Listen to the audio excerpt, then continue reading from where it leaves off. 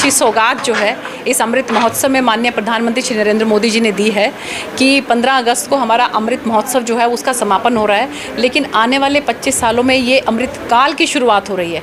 जैसा कि आप लोग जानते ही हैं, माननीय प्रधानमंत्री जी ने भी कहा है कि इस अमृत काल के अंदर, इस 25 वर्षों के अंदर 2047 तक हम अपने देश को विकासशील देश से विकसित देश की तरफ ले जाएंगे। हम 100% हमें यकीन है कि हमारा देश जो है वो विकसित देश होगा।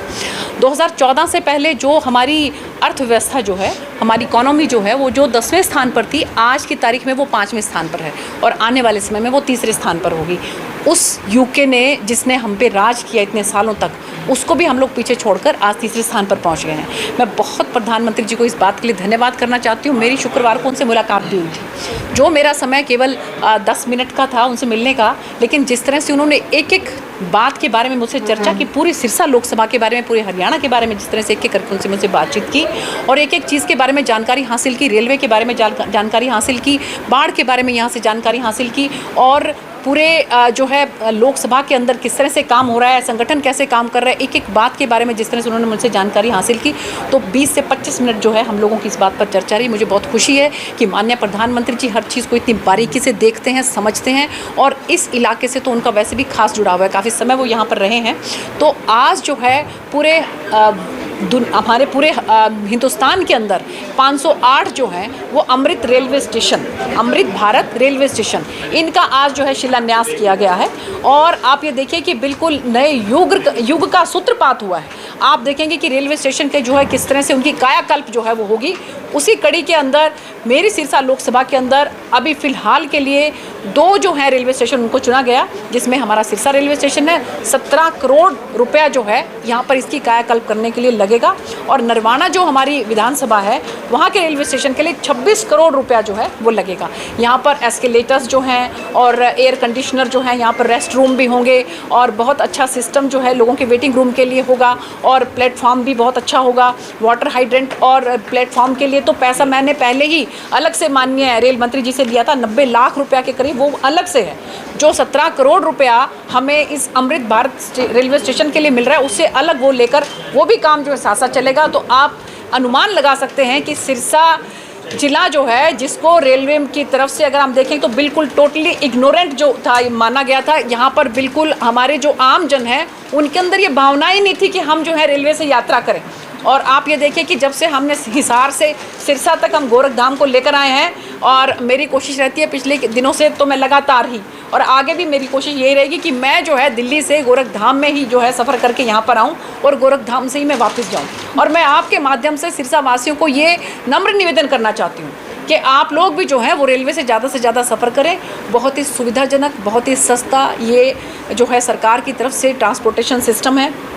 और जो मैंने बताया कि पूरे हरियाणा के अंदर आज 15 रेलवे स्टेशन जो हैं, जो जिनका कायाकल्प होगा, उनका शिलान्यास किया है माननीय प्रधानमंत्री जी ने, जिसके अंदर हमारे सिरसा लोकसभा के 2 आते हैं, बाकी जो 3 बचते हैं बहुत जल्द जो है उनका भी काम शुरू होगा, जिसके अंदर कि हमारा मंडी डबवाली है, हमारा कालांवाली और भट्टू, इन दोनों को मैंने बाद में ऐड करवाया। मैंने कहा कि जी हमारी जो सिरसा जिला है वो उसमें 5 विधानसभाएं आती हैं, तो आप कालांवाली को भी इसमें ऐड करिए और फतेहाबाद का तो एक भी नहीं था, तो मैंने आग्रह करके उसमें भट्टू को भी उसमें जो है इंक्लूड करवाया है।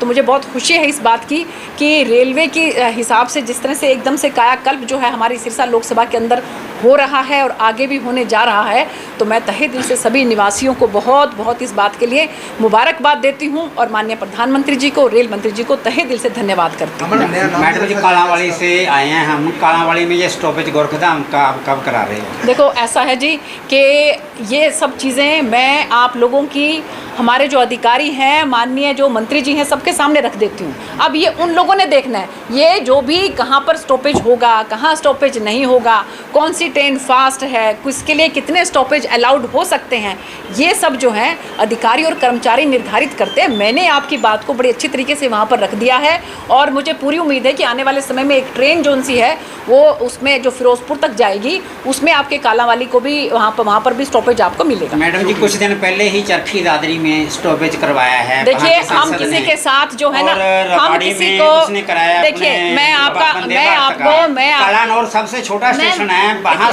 गोरखधाम का मैं स्टॉपेज आप- है। मैम, वो किस आधार आपकी- पर है, हम ये जानकारी चाहते नहीं, हैं। हम जो है, मैं रेलवे मंत्री नहीं हूँ। नहीं मंत्री तो नहीं हूँ मैं आपकी बात तो हमारा बहुत ज्यादा है, मैं कालाबाड़ी आप- का उसकी तरफ कोई ध्यान नहीं। सुबह 1000 बच्चा आता है। देखिए, मैम, मैं- वो गाड़ियों का भी समय परिवर्तन गोरखधाम की कर रहे आपकी हैं, मांग रेलवे वाले। थी, आप वंदे उनको भारत बुलाकर की तो भी करें आप ना। मांग कर रहे हैं। बिल्कुल तो कर रहे हैं, बिल्कुल कर रहे हैं, बिल्कुल कर रहे हैं। देखिए जो मैं ये बात कहती हूँ कि हमारे निवासियों को ये चाहिए कि वो ये देखें कि 2014 से पहले केवल और केवल 315 करोड़ रुपया कांग्रेस सरकार ने लगाया है हरियाणा के अंदर, और हमारी सरकार ने इन 9 सालों के अंदर 2247 करोड़ रुपया लगाया।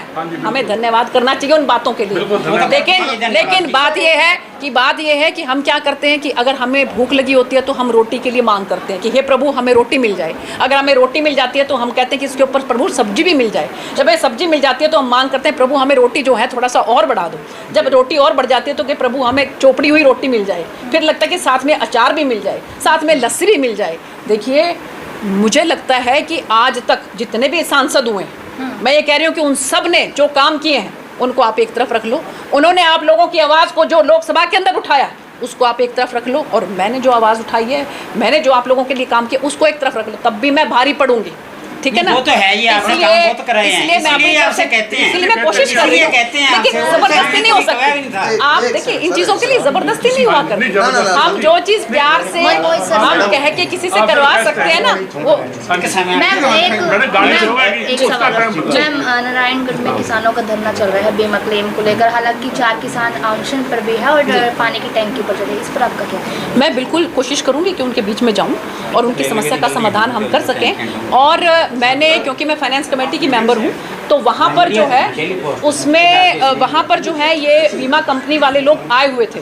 हमने उनको बहुत जो है ये अच्छी तरह से समझा के ये बात कही है कि जब आप लोग पैसा ले लेते हो, सरकार की तरफ से पैसा आपको टाइम पे पहुंच जाता है, तो आप किसान भाइयों को समय पर पैसा क्यों नहीं दे रहे हो। तो उन्होंने हमें विश्वास दिलाया कि हम बहुत जल्द जो है बीमा क्लेम का सारा पैसा जो है वो हमारे किसान भाइयों को देंगे।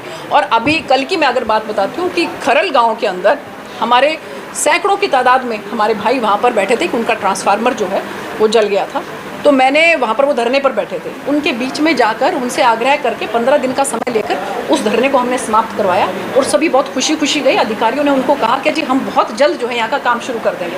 तो हमारी कोशिश हर जगह पे ये रहती है कि जहाँ कहीं किसी को कोई दिक्कत है तो वो दिक्कत दूर होनी चाहिए। मेरा कोई स्वार्थ तो नहीं है, मेरा कहीं किसी से कोई, मुझे कालांवाली से कोई परहेज तो नहीं है, मुझे नफरत तो नहीं है कालांवाली से।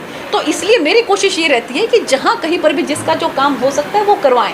लेकिन मैं एक पुल के तौर पर काम करती हूँ, तो जो यहाँ की समस्या है उसको मैं ऊपर रखती हूँ, और ऊपर जो अधिकारी जो हैं उनको ग्राउंड रियलिटी से उनको इसके बारे में जागरूक करती हूँ, उनको बताती हूँ कि वहाँ पर क्या क्या समस्या है और उनका समाधान वो किस तरह से कर सकते हैं। लेकिन मैं एक पुल हूँ तो पुल के तौर पर ही काम कर रही हूँ। नया नाम भी रखा जाएगा, रेलवे स्टेशन का नया नाम भी रखा जाए, अमृत रेलवे स्टेशन का आपने जिक्र। देखिए ये क्योंकि अमृत महोत्सव में ये बन रहे हैं, तो इसलिए इनका नाम अमृत भारत रेलवे स्टेशन सिरसा, तो सभी जगह एक ही नाम जाना जाएगा, अमृत भारत के नाम से ये पीछे उनका नाम आ जाएगा। जैसे वैसे सिरसा स्टेशन है, कालांवाली स्टेशन है, डबवाली स्टेशन है, तो अब अमृत भारत रेलवे स्टेशन और पीछे जो है उस जगह का नाम आ जाएगा, उस स्टेशन का नाम आ जाएगा। सिरसा की जनता की मांग है मैडम, जयपुर पैसेंजर जो हिसार वाली सिरसा लाने, सिरसा की जनता जो है अब रेलवे के बारे में बहुत जागरूक होगी और बहुत मांग करने लगी है।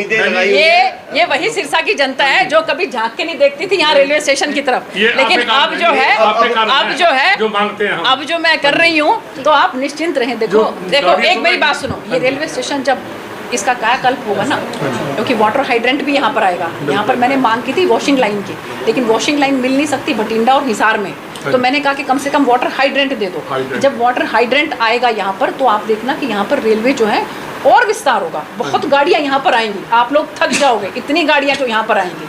और मैंने तो बल्कि ये भी आग्रह किया है कि इसको जंक्शन बनाओ। यहाँ पर सिर्फ जो है ट्रेन आती है और ट्रेन जाती है। मैंने कहा कि जी एलनाबाद से यहाँ तक की जो है मुश्किल से कितना 60-70 किलोमीटर का एक ये पैच है, 40 किलोमीटर का ये पैच है। मैंने उनको आग्रह किया, मैंने कहा कि जी मेरी लोकसभा के अंदर कोई भी नई रेलवे लाइन नहीं बिछी है। अगर ये जंक्शन बन गया तो आप सोच सकते हो कि कितना जबरदस्त जो है यहाँ पर रेलवे का जाल बिछ जाएगा। ये फतेहाबाद डब वाली में वाली भी पूरी करवा रहे हो आप? हाँ जी, फतेहाबाद वाली लाइन तो वो भी मांग मैंने रखी, तीन मांगे मैंने रखी हैं रेलवे लाइन की। नंबर 1 एलनाबाद से सिरसा, नंबर 2 हिसार से अग्रोहा होते हुए फतेहाबाद, और नंबर 3 उकलाना से नरवाना। ये 3 मैंने नई रेलवे लाइन की मांग रखी है। अब कैसे पूरी होती है, कितनी पूरी होती है, मैं पीछे लगी रहूंगी, आप चिंता मत करो।